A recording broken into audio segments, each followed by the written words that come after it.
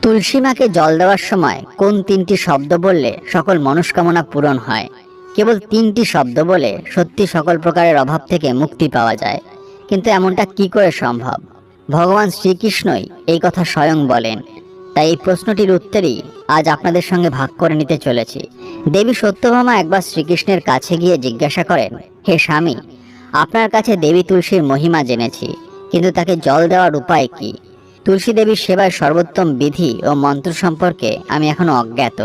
কৃপা করুন ভগবান, আমাকে এই সকল প্রশ্নের উত্তর দিন।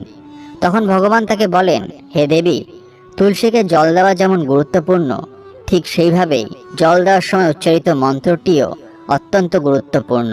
ইহা মাত্র তিনটি শব্দ দিয়ে গঠিত, কিন্তু এটি খুবই প্রভাবশালী। যে মনুষ্য তুলসী দেবীকে জল অর্পণ করার সময় তিনটি শব্দ উচ্চারণ করে, সাক্ষাৎ মা লক্ষ্মী তার গৃহে প্রবেশ করে, তার দরিদ্রতা দূর হয়ে যায়, ধন দৌলতের প্রাপ্তি হয়। কিন্তু মন্ত্রটি বলার আগে আমি আপনাকে এই মন্ত্রটির গুরুত্ব বলবো। এই গুরুত্ব শুনলে তুলসী দেবীকে 100 বছর জল দেওয়ার পুণ্য লাভ হয়। তাই মন দিয়ে বচনটি শুনুন। দেবী সত্যভামা বলেন, হে প্রভু, আমি শুনছি, আপনি আরম্ভ করুন। বন্ধুরা, ভিডিওটিতে এগোনোর আগে আপনাদের কাছে একটু অনুরোধ রাখছি। আপনারা যদি এই চ্যানেলে প্রথমবার এসে থাকেন, তাহলে অবশ্যই চ্যানেলটি সাবস্ক্রাইব করবেন এবং বেল বাটনটি অন করে দেবেন, যাতে সমস্ত ভিডিওর নোটিফিকেশন আপনার কাছে পৌঁছে যায়। ভিডিওটি দেখে ভালো লাগলে অবশ্যই একটি লাইক করবেন এবং সবাইকে শেয়ার করবেন, যাতে তারাও ভিডিওটি দেখে উপকৃত হয়। এবং কমেন্টে জয় শ্রীকৃষ্ণ লিখতে ভুলবেন না। এবার চলুন জেনে নেওয়া যাক। শ্রীকৃষ্ণ বলেন, হে দেবী সত্যভামা, দক্ষিণে একসময় এক অতি সুন্দর নগর ছিল। সেই নগরে সুশর্মা নামে এক কুবুদ্ধি সম্পন্ন ব্রাহ্মণ বাস করত। সে ছিল পাপীদের শিরোমণি। তার জন্ম এমন এক ব্রাহ্মণ পরিবারে হয়েছিল যাদের শাস্ত্রজ্ঞান ছিল একেবারেই শূন্য এবং পাপকর্মে তারা লিপ্ত থাকত। জন্ম অনুসারে সে ব্রাহ্মণ হলেও কর্ম অনুসারে ছিল সে দুষ্ট। না সে পূজা করত, না সে ধ্যান করত, না জপ করত, না হোম করত, এমনকি অতিথিদের সেবা পর্যন্ত করাতো না সে। তার দুয়ারে আসা অতিথিদের দান না দিয়েই ক্রূরভাবে তাদের তাড়িয়ে দিত। তার স্ত্রী ছিল এক লম্পট, আর সে নিজেও পর স্ত্রীর প্রতি আকৃষ্ট ছিল।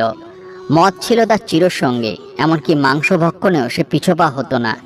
সে দিনে কৃষিকাজ করে ও পাতা বিক্রি করে জীবিকা নির্বাহ করত এবং রাত যাপন করত পতিতা নারীদের সাথে। এমনভাবে সেই ব্রাহ্মণ নিজের জীবনের অনেক বছর অতিবাহিত করে।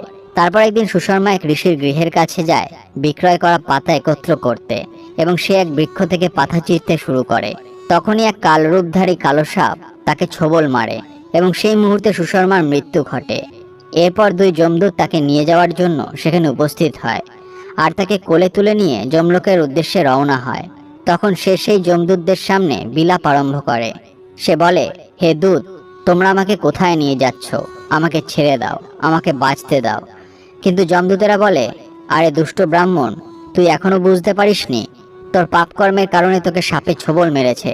এবার যমরাজ নিশ্চয়ই তোকে নরকের ঘোর অন্ধকারে পাঠাবে।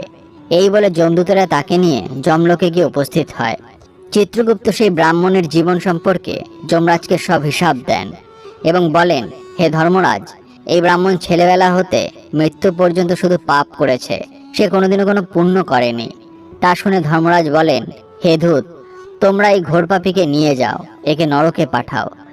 যমদূতেরা এই ব্রাহ্মণকে নিয়ে গিয়ে নরকের ভয়ঙ্কর আগুনে তাকে ধাক্কা দিয়ে দেয়। বহু বছর সেই আগুনে জ্বলার পর সেই ব্রাহ্মণের পুনর্জন্ম হয় ষাঁড় রূপে। সে তখন ওজন বয়ার কাজ করতে থাকে। তার মালিক তাকে দিয়ে দিন রাত খাটাতে আরম্ভ করে। যখন সেই ষাঁড়ের শক্তি কমে যায়, তখন তার মালিক তাকে একটা খোড়া লোকের কাছে বিক্রি করে দেয়। সেই খোড়া লোকটি ওই ষাঁড়কে নিজের ভার বয়ার জন্য ব্যবহার করতে থাকে। সে সেই ষাঁড়ের পিঠে বসে ঘুরে বেড়াতো। এই প্রকারে সেই ষাঁড়টি 8 বছর ধরে তার সেবা করে। তারপর একদিন সে ওই ষাঁড়ের পিঠে চেপে একটু উঁচু পর্বত উঠতে আরম্ভ করে। অত উঁচু পর্বত চড়তে চড়তে সেই ষাঁড় খুব ক্লান্ত অনুভব করে এবং কিছুক্ষণ বাদে সে মাটিতে লুটিয়ে পড়ে এবং মৃত্যুর জন্য অপেক্ষা করতে থাকে। ওই মুহূর্তে সেখানে উপস্থিত লোকেদের তার প্রতি দয়া হয় এবং তারা তাকে জল দান করে। তখন সেখানে একজন পুণ্যাত্মা ব্যক্তি উপস্থিত ছিল। সে সেই ষাঁড়ের কল্যাণের জন্য নিজের পুণ্য তাকে দান করে। তাকে দেখে বাকি লোকেরাও নিজের পুণ্যকর্ম মনে করে তাদের কিছু পুণ্য ষাঁড়টিকে দিয়ে দেয়, যাতে সে সহজে মুক্তি লাভ করতে পারে। সেই ভিড়ে উপস্থিত এক পতিতা নারীও সবাইকে দেখে নিজের ভাগের কিছু পুণ্য ষাঁড়টিকেও দান করে। কিছুদিন বাদে ষাঁড়টির মৃত্যু ঘটলে যমদূতেরা এসে সেই ষাঁড়ের শরীর থেকে ব্রাহ্মণের আত্মাকে বের করে নেয়। এবং যমলোকে নিয়ে যায়। যমলোকে নিয়ে গিয়ে তাকে যমরাজের সামনে দাঁড় করালে চিত্রগুপ্ত এইবারও তার কর্মবিচার করতে যান, কিন্তু এইবার তার কর্ম দেখে তিনি অবাক হয়ে যান। ওই পতিতা নারীর দেওয়া পুণ্যের পরিমাণ অনেক বড় ছিল। সেই পুণ্যের প্রভাবে তার সকল জন্মের পাপ নষ্ট হয়ে যায়। যমরাজ তা দেখে ব্রাহ্মণকে গত জন্মের সকল পাপের শাস্তি থেকে মুক্ত করেন এবং বলেন, হে ব্রাহ্মণ, ওই পতিতা নারী তোকে নিজের পুণ্য দান করে তোর অনেক বড় উপকার করেছে। কেবল তার পুণ্যের প্রভাবে সকল জন্মের পাপ নষ্ট হয়ে গেছে তোর। এই বলে তিনি তাকে আবার মনুষ্য জন্ম দান করেন। এইবার সে পৃথিবীতে এক উত্তম ব্রাহ্মণ কুলে জন্মগ্রহণ করে। সে মহাপুণ্যের প্রভাবে সেই ব্রাহ্মণ নিজের গত জন্মের স্মৃতি ফিরে পায়। যখন সেই বালক বড় হয়ে যায় তখন তার মনে পড়ে আগের জন্মে যখন সে ষাঁড় ছিল তখন কিভাবে এক পতিতা নারী তাকে নিজের পুণ্য দান করেছিল। তাই তার মনে দৃঢ় ইচ্ছা জন্মায় সেই পতিতা নারীর সাথে দেখা করার এবং তার সম্পর্কে জানার। তাই সে তাকে খুঁজে বার করতে তার নগরে যায়। সেই পতিতা নারী এখন একজন বৃদ্ধা। যখন ব্রাহ্মণ তাকে খুঁজে পায় সে তার কাছে গিয়ে তাকে বারবার প্রণাম করে আর তাকে ধন্যবাদ জানায়। তখন সেই পতিতা নারী জিজ্ঞাসা করে, হে ব্রাহ্মণ শ্রেষ্ঠ, আপনি কে? আর আমার মতো একজন পতিতা নারীকে আপনি ধন্যবাদই বা কেন জানাচ্ছেন? আমি আপনার কোন কার্য করেছি যে আপনি আমাকে নমস্কার করছেন? তখন সেই ব্রাহ্মণ বলে, হে মাতা, আমি সেই ষাঁড় যাকে তুমি তোমার পুণ্য অর্পণ করেছিলে। আমি পাপকর্মের জন্য গত জন্মে এক ষাঁড় হয়ে জন্মেছিলাম। ওই পর্বতে যখন আমি মরতে বসেছিলাম তুমি আমাকে নিজের পুণ্য দান করেছিলে। তোমার পুণ্যের প্রভাবে আমি আবার মনুষ্য জন্ম পেয়েছি আর আমার গত জন্মের স্মৃতিও ফিরে পেয়েছি। কিন্তু হে মাতা, আমি আজকে এখানে এটা জানতে এসেছি যে তুমি সেদিন আমাকে নিজের কি এমন পুণ্য দান করেছিলে যার কারণে আমার সকল জন্মের পাপ নষ্ট হয়ে গেছে। পতিতা নারী বলল, হে ব্রাহ্মণ শ্রেষ্ঠ, আমি তোমার এই জীবনে এমন কোনো পুণ্য করিনি, কিন্তু আমার ঘরে একটা তোতা পাখি আছে যে খাঁচায় থেকে সারাক্ষণ একটি মন্ত্র বলতে থাকে। সে মন্ত্র শুনেই আমার অন্তর পবিত্র হয়ে গেছে। সেই তোতা পাখির বলা মন্ত্রের পুণ্যই আমি তোমাকে দিয়েছিলাম। তখন সেই পতিতা নারী আর ব্রাহ্মণ সেই তোতার কাছে যায় এবং তাকে জিজ্ঞাসা করে সেই মন্ত্র সম্পর্কে। হে পাখি, তুমি কি এমন মন্ত্র বলো যা আমরা শোনা মাত্র আমাদের অন্তরে শুদ্ধি ঘটছে? এই মন্ত্র তোমাকে কে শেখালো আর এই মন্ত্রের অর্থ কি? এই প্রশ্নের উত্তর শুনে তোতা পাখি নিজের পূর্বজন্মের বৃত্তান্ত বলতে আরম্ভ করলো। বলল, হে ব্রাহ্মণ শ্রেষ্ঠ, গত জন্মে আমি একজন ব্রাহ্মণ ছিলাম। আমি আমার জ্ঞানের অহংকারে অন্ধকার হয়ে গেছিলাম। আমি কখনো আমার গুরুজনদের সম্মান করিনি, সবসময় শুধু অপমান করেছি। আমার অহংকারের ফলে আমার ক্রোধ এত বেড়ে গিয়েছিল যে আমি সকলের সাথে ঝগড়া করতাম, অন্যদের তুচ্ছ মনে করতাম, বিদ্বানদের ভরা সবাই তিরস্কার করতাম। কিন্তু যখন কালের অন্তরে আমার মৃত্যু হয় তখন আমাকে যমলোকে নিয়ে যাওয়া হয় আর আমার কর্মের বিচার করার পর আমাকে তোতা পাখির কুলে জন্মদান করা হয়। আর এই কারণে আমি তোতা পাখি হয়ে জন্মেছি। আমার গত জন্মের পাপ কর্মের কারণে আমার এই জন্মের মাতা পিতা ছোট বয়সে আমাকে ছেড়ে চলে যায়। একদিন যখন আমি গাছের ডালে বসে কাঁদছিলাম তখন সেখান দিয়ে কিছু ঋষি মুনিরা যাচ্ছিল। তারা আমার কান্না শুনে আমাকে নিয়ে নিজেদের আশ্রমে চলে যায়। সেই আশ্রমে আমাকে এক সুন্দর খাঁচায় রেখে খুব যত্ন সহকারে খেয়াল রাখে। তারা আমাকে নিত্য ভোজন দিত, পড়াতো। সেই স্থানেই সেই ঋষিমুনিরা তাদের স্ত্রীরা এবং তাদের সন্তানেরা নিত্য তুলসী গাছে জল দিত এবং এই মন্ত্রটি জপ করত।